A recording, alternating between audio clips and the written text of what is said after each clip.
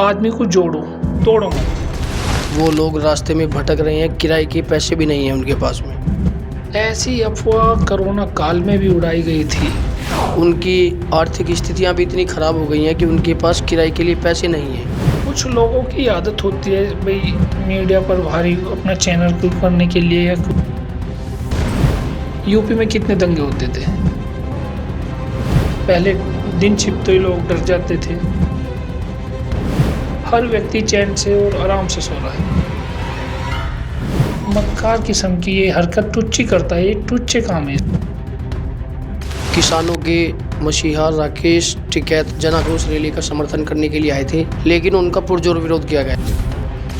लगातार हिंदू मुस्लिम की बात कर रहे हैं, जबकि हमें ऐसा नहीं करना चाहिए। इस तरह के लोगों पर सरकार को कार्यवाही करनी नहीं चाहिए क्या? देश के लोगों को आपस में लड़ाना चाहते हैं, दंगे कराना चाहते हैं, सरकार को कड़ी कार्यवाही करनी चाहिए। आप इसका समर्थन करते हैं? ये सब फेक बात है।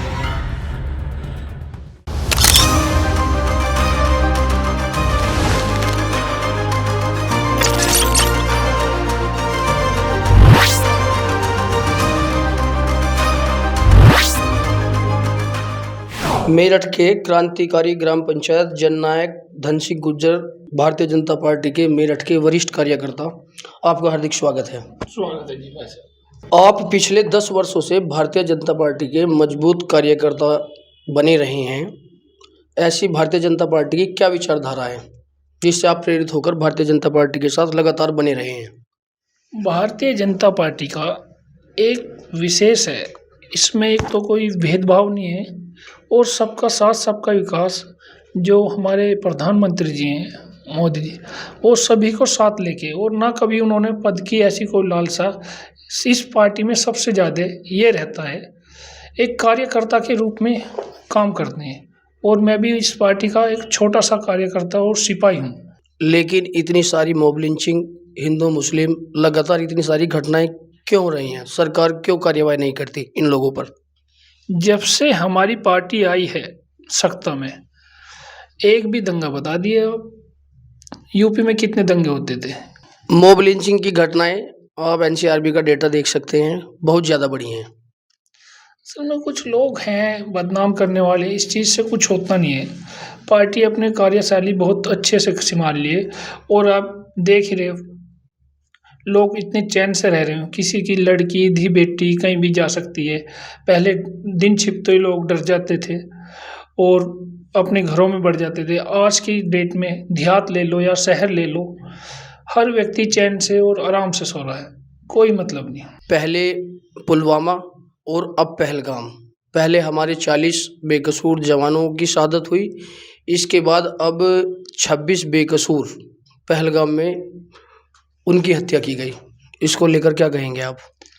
पहले भी सबक सिखाया पाकिस्तान को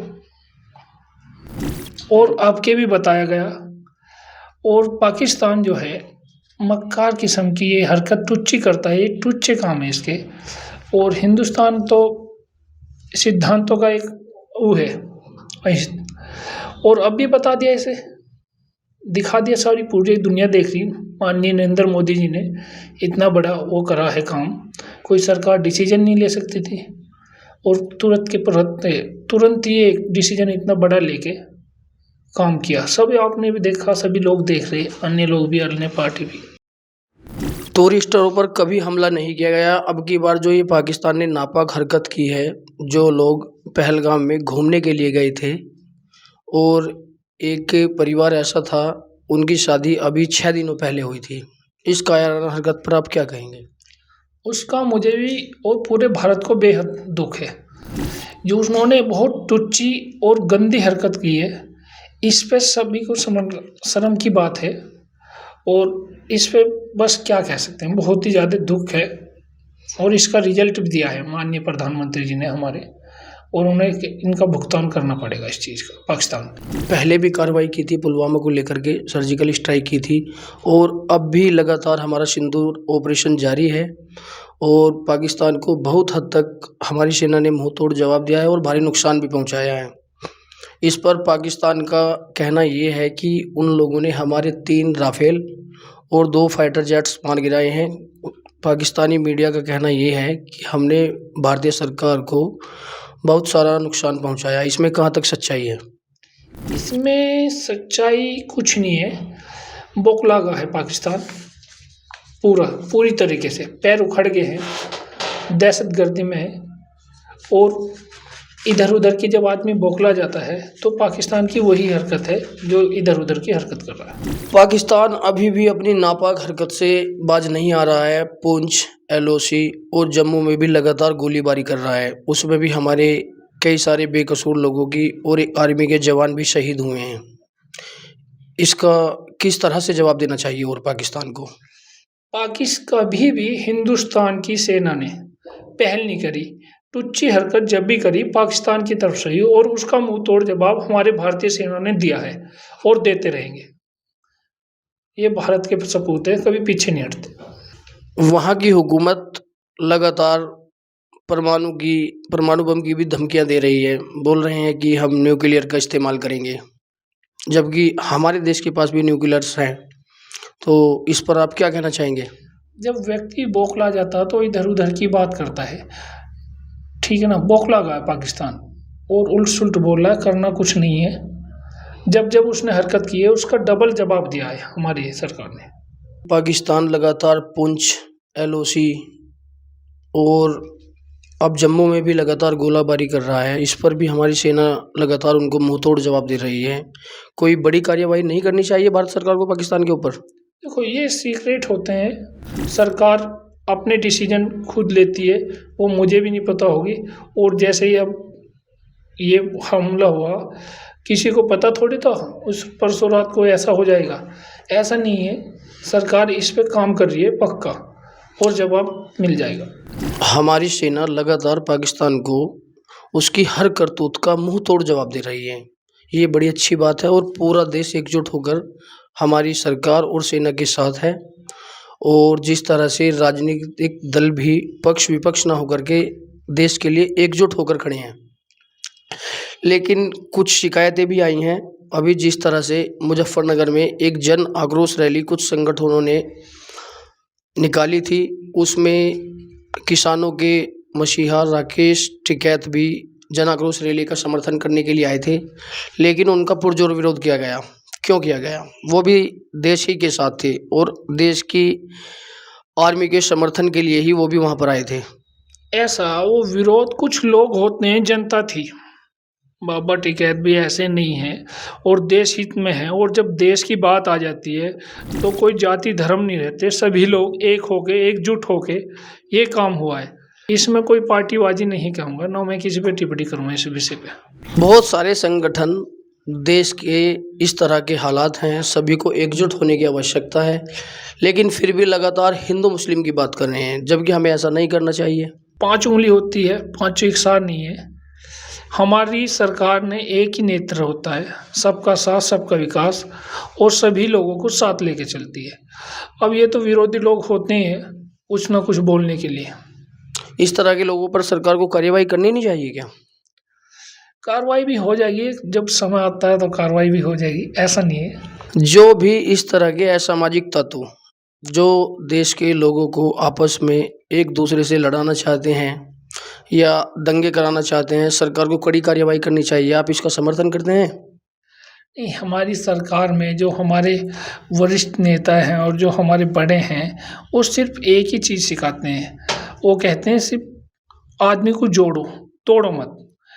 ये एक भारतीय जनता एक ऐसी पार्टी है जो जोड़ने का काम करती है, तोड़ने का काम नहीं करती।